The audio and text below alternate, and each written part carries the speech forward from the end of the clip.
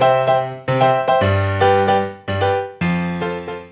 evening, viewers. This is Rani from Kenman Foundation, and today I have with me Dr. Praveen Gupta. He is the Director and Unit Head of Neurology Department with Fortis Memorial, Gurgaon. And first, Doctor, I would like to thank you so much to working in this Corona pandemic. I'll be really thankful to you have with us, and thank you for your time. So doctor, as in the neurology, there's a number of things which accountable for the common people. First thing is the stress management. So how would you advise us to manage the stress in the youngsters? Stress has far-reaching implications on the brain because stress affects the way our transmitters function. And in the corona time, stress actually reduces immunity also. So what can we do about stress? Because everybody has stress, either home stress or office stress or too much work. So we feel stressed when we have more pressure on our brain than we have the resources to handle it. So that is why in the same office with the same work, some people are more stressed, some people are less stressed. So how can we deal with our own stress?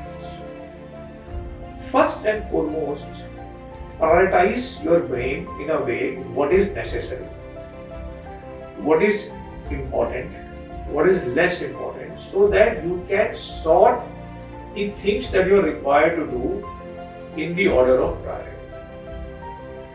Then when you think of various things, divide them in what is short-term implication, what you will forget after 10 days, and what has long-term implication. For example, whatever you were stressed about in 10th class of your school, you don't even remember about that. Which means that if at that point of time you were not stressed, it would not have mattered in the long run. Second is eat at appropriate times and sleep adequately. Because sleep is the natural rejuvenator of mind, and a good sleep makes the mind fresh. Third, do not overthink about things, because overthinking does not lead to solutions. In fact, overanalysis can lead to action paralysis. Third, do not use your brain to multitask too many things because it leads to stress, and you cannot pay proper attention to everything, which means that your mind gets tired very often, it gets irritable, and you start losing your memory, because when stress consumes the transmitters of the brain, less transmitters are left for normal functioning. That's why in today's world, stress is the commonest cause of low memory in young and middle-aged people. Third thing is enjoy every day. So find half an hour for yourself that allows you to decongest your mind and forget the problems of the world or of your life. Whether it is music, dancing, reading a book, watching a match, whatever is right for you, do that. Because this leads to release of natural endorphins in the brain that helps to improve mood, improve peace, and makes your immunity better. Also, take deep breathing exercises. Suppose something is troubling you, do deep breathing, your mind will get relaxed automatically. If you use all of these together, then you will be able to handle your stress significantly better, and small things will not be able to trouble your mind. Thank you.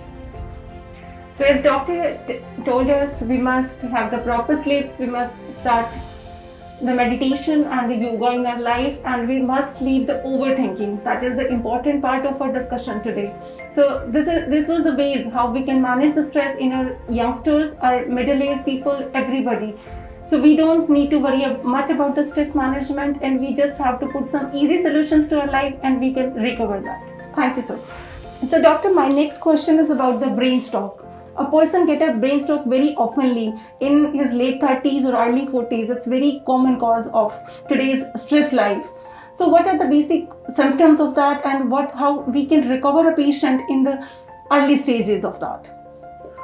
Brain stroke happens when either a part of the brain does not get proper blood supply, or there is a leakage of blood into the brain. As the blood supply to the brain is obstructed, the brain cell starts dying. And the symptoms of dying brain cells are slurring of speech, drooping of face, weakness in arm and leg, sudden loss of vision, sudden loss of memory or loss of consciousness. If you have any of these symptoms, you may be suffering from brain stroke. When you have a stroke, we say time is brain. Every minute is important.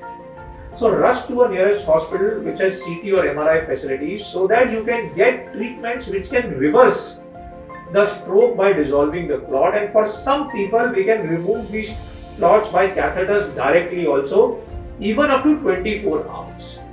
If the clot is successfully removed, the stroke can be reversed completely. That is why going to the hospital is absolutely essential in time. If you go after 2 days, these procedures may not be applicable to you.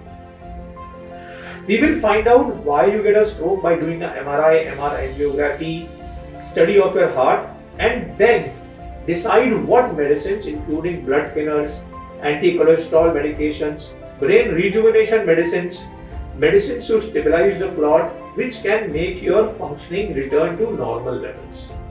We will add physiotherapy to this, and simultaneously we will institute preventive therapies so that you do not get the stroke again, like control of blood pressure, control of diabetes, control of obesity, exercise, stopping smoking, reducing the amount of alcohol intake, sleeping well, avoiding stress, which are some of the common things that all of us can do to reduce the risk of stroke or heart attack by at least 50 to 75%.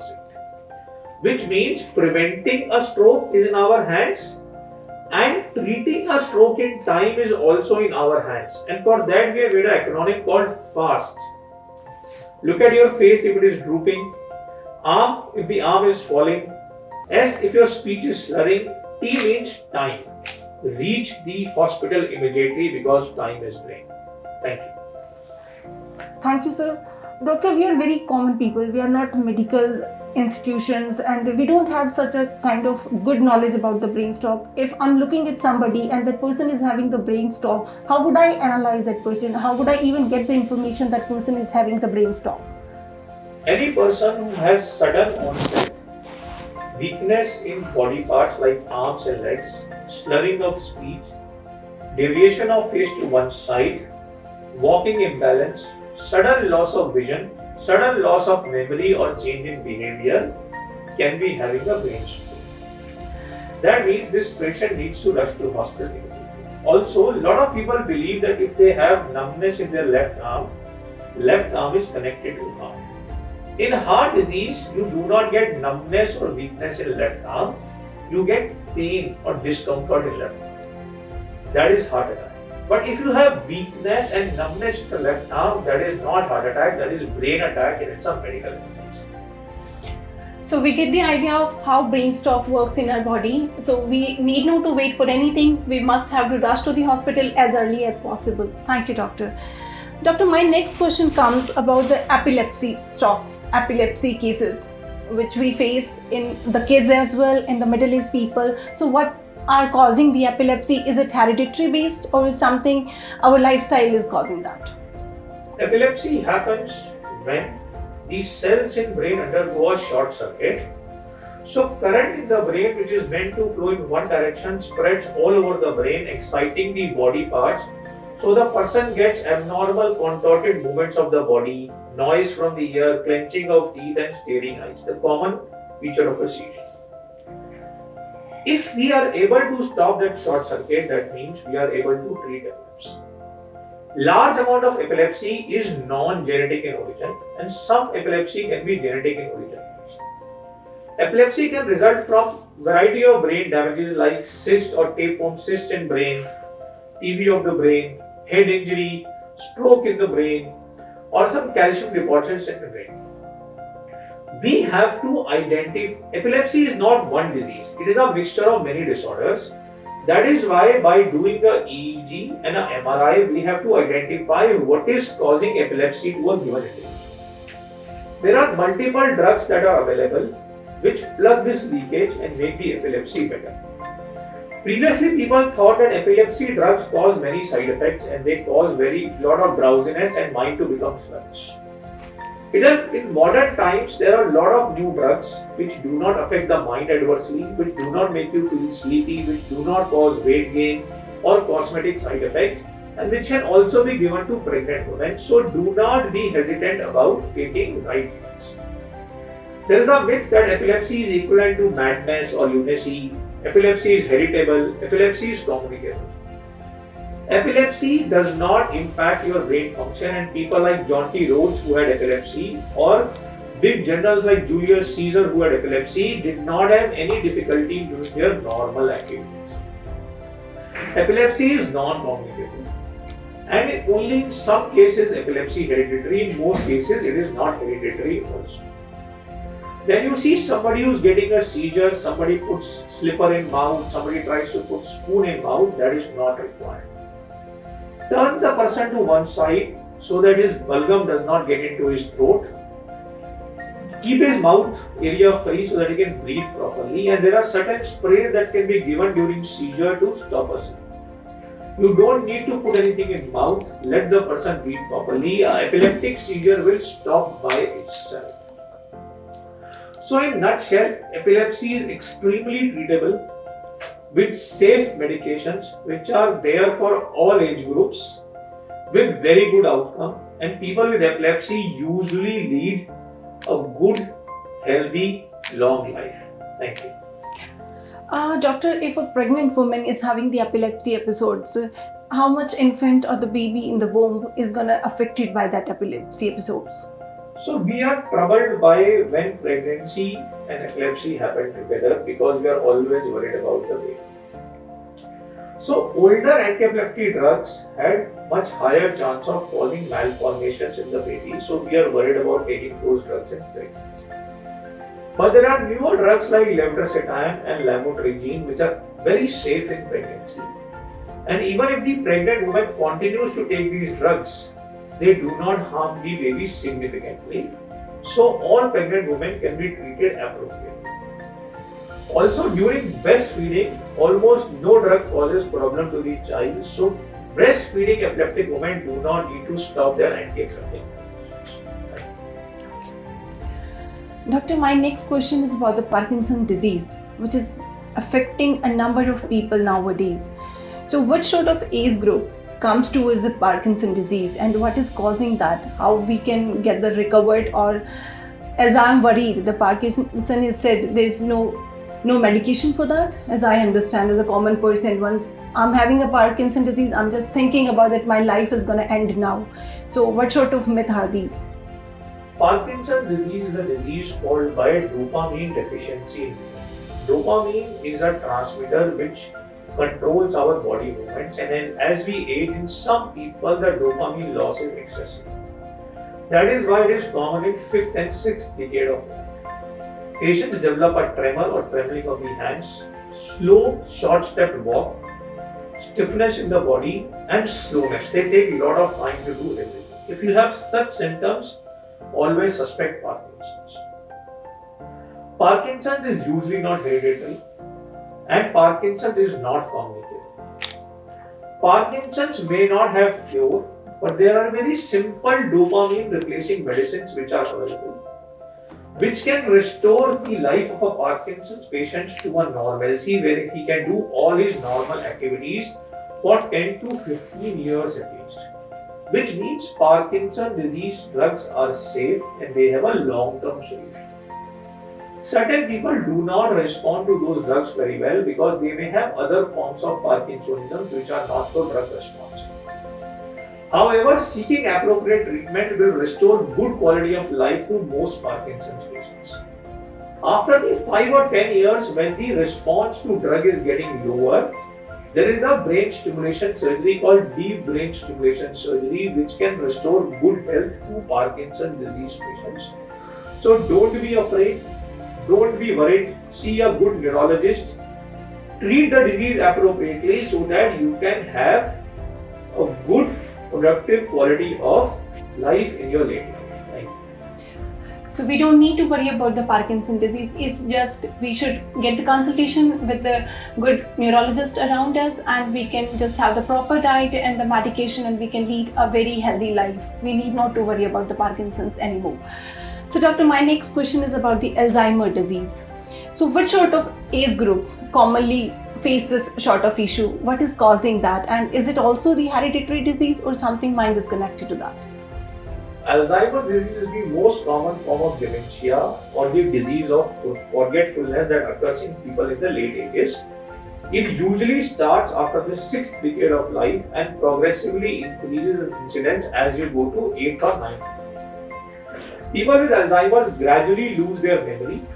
Their mind stops remembering new memories, however, they have old memories intact. They have abnormal behaviors, they become angry, they have sleep changes, they become sad, and gradually they are not able to carry out the activities of daily living because they forget them. Like they eat and they forget, they can forget the dates, they can forget the near and dear ones. It happens because of deposition of amyloid plaques in the brain, which causes gradual damage to brain circuitry. It is usually not hereditary and it can occur without any family history also. If we treat our stress, if we exercise daily, do not smoke, do not have addictions, keep our mind agile and functioning properly by engaging in intellectually stimulating activities, control our diabetes and blood pressure well, we can actually prevent the onset or delay the onset of Alzheimer's disease. Alzheimer's disease may not have a final treatment, but there are medications which can improve the memory. There are medications which can improve the behavior and they can try to improve the quality of life of the patient and the caregiver. Also, cognitive rehabilitation, psychological support is very important for Alzheimer's disease patients and their families, which also is a cornerstone of the therapy. So, unlike what many people believe that dementia is non-preventable or non-treatable, dementia is a preventable disease to some extent, and there are treatments for dementia which may not help all patients but which give benefit to many patients and they can continue to have good quality of life for some time after the onset of dementia. Thank you. Doctor, my last question is about the kids. They are very much addicted to their phones and they are just using the laptops, the game centers everywhere. So how much is that affecting their brain, this kind of addiction they are having? They're always just facing they don't want a physical activity, they just have to addict it toward the phone. So how we can stop them, how we can ask them to leave these things? This is a very, very important aspect that you have highlighted because continual phone use or laptop use has many problems. First problem is screen exposure or exposure to electromagnetic radiation which causes heaviness in the head, stiffness, headache and tiredness in the eyes which makes you dull, drowsy, sometimes anxious, sometimes agitated. Second, we are social people. We are meant to interact with other human beings and being glued to your screen all the time takes you away from interaction with your family also, which can cause a lot of problems like loneliness, depression, anxiety, lack of confidence when dealing with people physically. Also, being on screen gives you a different perception of reality, and on Facebook, on social media, on these sites, reality appears to be different from the real life and a lot of people fall prey to that. They fall prey to games like suicide games or something, or games which are addicting but do not sharpen their brain. This can make their mind dull, their memory low, their concentration less, and their focus on studies can be destroyed significantly. That is why it is advisable to use filters if you are having long screen exposure which kids have due to online classes these days, and only use your phone if it is necessary. Do not browse unnecessarily, do not play unnecessary video games on the phone, and do not use phone late in the night because that affects sleep, leads to insomnia, bad dreams and mind running all the time which tires them. So kids should be encouraged to engage in social interactions, play with family, play with friends, read books in their free time, or play games with their family rather than being glued to the screen directly. It will make their childhood and quality of life and their quality of brain significant. Thank you so much.